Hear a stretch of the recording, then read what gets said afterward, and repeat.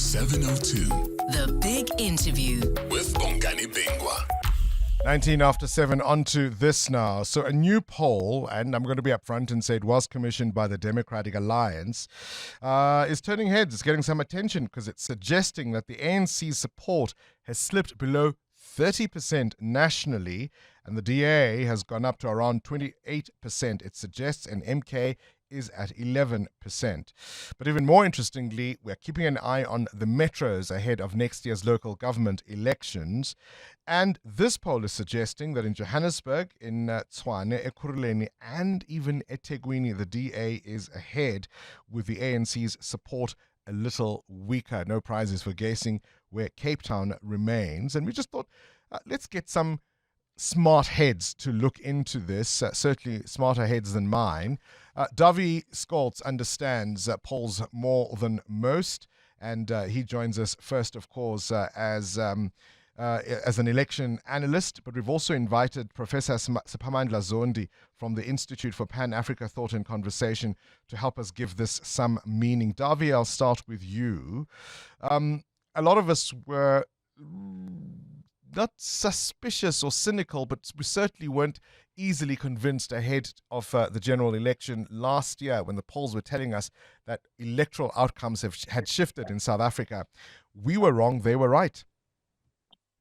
Yeah, exactly. Look, I think the polling outcomes in last year's election were quite accurate, right, and quite credible. We should discuss this poll specifically a little bit. You know, the DA does very good polling over time. Certainly, their internal data is excellent. They like to release polling when it looks particularly good for them, right? But that I don't think that means that these numbers are totally cooked. Or wildly off the mark, to be perfectly honest, at least from a directional perspective.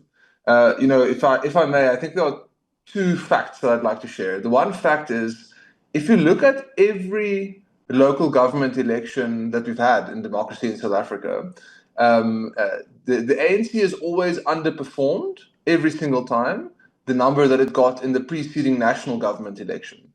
And so I would be willing to bet quite a lot that the ANC is going to get under 40% in this election. Of course, saying under 30% is a totally different animal. But at the same time, the directional sense that the ANC will be even further below 40%, I think is very, very highly likely given our historic patterns. That was just one thing to say. That's what this poll... Yeah. Go ahead. The second thing? Yeah. That's it. No, and I guess the second thing to say is that you know, the local government election this time around is going to be, I think, particularly interesting for two reasons, or for kind of has some special complexities. The one thing is just that voter participation has become incredibly low, particularly amongst traditional ANC voters. And if that pattern continues, then numbers like the ones that were shared by the DA actually become potentially viable. And of course, then we've also just seen that concentrated particularly extensively in the Gauteng metros, right? Which is I think where the most interesting numbers came from for this poll. I just want to share those two things. Yes, I was particularly curious about the idea that this poll suggests that all but for Nelson Mandela Bay and Mangaung, those would be the metros that the ANC might still keep, but that the others, they would lose significant support. What was your reading of that? I think it tracks for me, to be honest. I mean, the ANC was at 40% in last election, right? In all of those metros, except Buffalo City, actually, they were close to 50 or significantly under 50, right? I mean, they were hitting, 30% in places like Tshwane and Johannesburg and so on. I would expect them to do a couple of points below whatever they got in the last national government election. So I'm not surprised at all, to be honest, by an ANC number in the even high 20s or low 30s or mid 30s. I mean, one thing that I obviously look at very closely is by-elections, right? And we can talk about it in detail, but I'll just give the high-level summary, which is if you look at all of the by-election summary, all of the by-elections in the last year or so since the last election, they typically track with the ANC underperforming by 6 or 7% under the national government election, which would imply something like 33, 34, 32 nationally, right? This poll has an even more radical number, But the direction of travel is not massively surprising to me, and particularly not in the metros. So even as the ANC slips somewhat, I mean, the DA from this poll would suggest that it is on the up, but there isn't a single standout party that's gaining a massive bump as a result of these shifts. And that suggests perhaps still some opportunities for all the parties. Absolutely. And I think we're seeing like a fragmentation of the ANC base, right? I mean, we had this political party that had at one point almost 70% of the vote, and it is systematically eroding its support over time, right? And the support is going into many different directions. Obviously, in the last election, primarily in the direction of MK, very little bit towards Action SA. The EFF had historically taken a significant chunk. And the big question is, where will those voters go, right? Voters who are frustrated with the ANC, maybe they won't turn out. Maybe if they do turn out, they will still vote ANC. Maybe they will vote for one of these other parties. And I think the answer is, in different parts of the country, for different groups of people, a little bit different, right? And this is just one final point. This is the biggest question mark for next election for me is, the DA has historically not massively benefited from ANC voters moving away from the ANC. They've typically gone to EFF, MK, etc.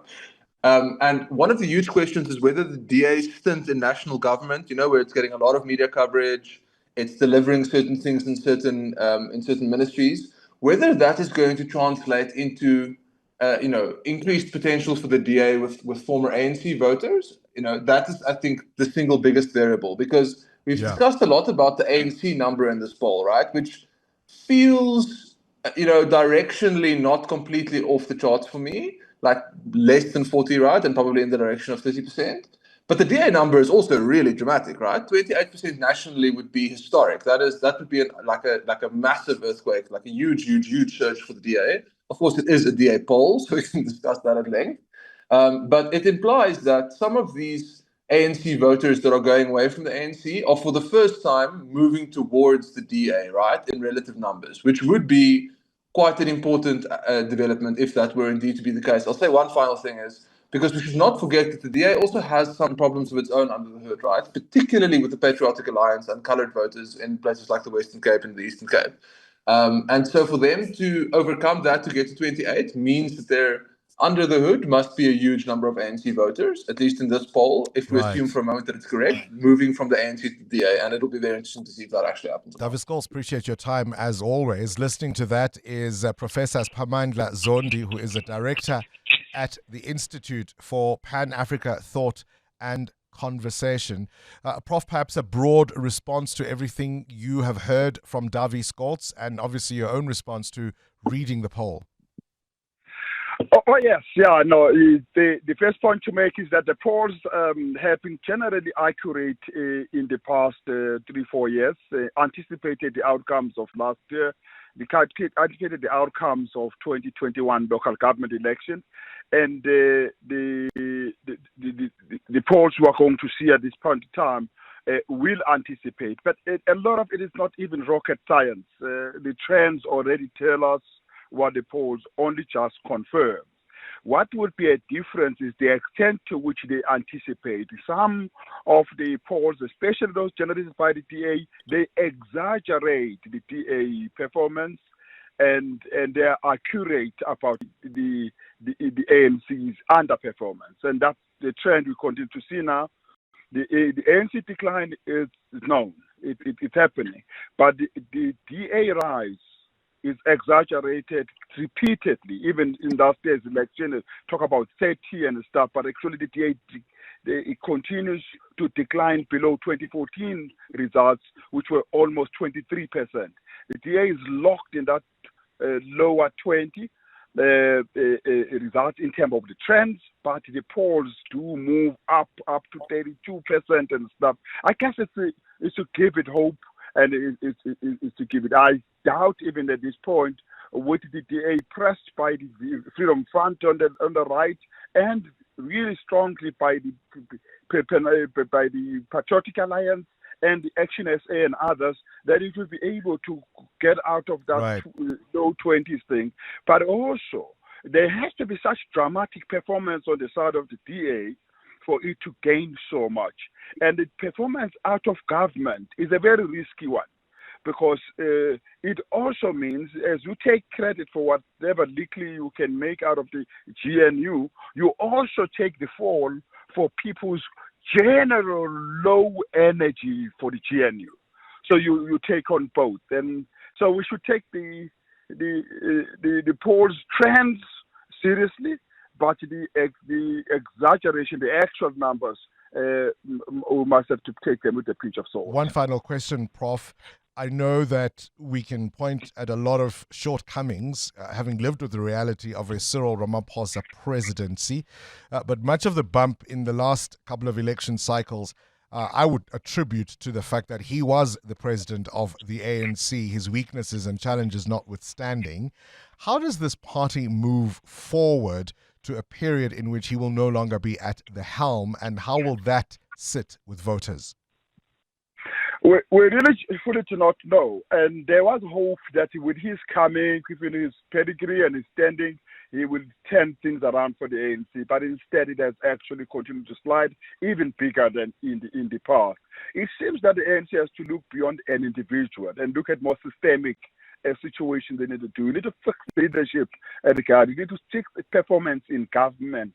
It needs to take its messaging seriously. It has to show that it really wants to deal with corruption, and it wants to distance itself from misdemeanors and all of those kinds of things. It has to act more boldly. It has to act more daringly if it wants to regain its support base. Otherwise, we will see the slide going further down. And this poll is to be taken seriously, because the ANC has not done anything significant to signal to the voters that it heard their cries, it received their signal. And that's a pretty damning one for the current president and the leadership. Yeah. Professor Siphamandla Zondi, appreciate your time. Director at the Institute for Pan-Africa Thought and Conversation. Current events, developing stories, Tough questions. your voice making a difference. This is Breakfast with Bongani Bingwa.